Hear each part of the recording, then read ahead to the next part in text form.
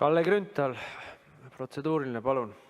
Lugupeetud minister, tegelikult mu küsimus oli see, kas teie võimuses on mõjutada Elmar Vaherit vastama minu päringutele, suulistele teabenõudele, aga te sellest ei öelnud mitte midagi, Aitäh, ma kindlasti saan ju teada anda, et tal on küsimus püstitatud ja küsimusele tuleb võimalusel vastata.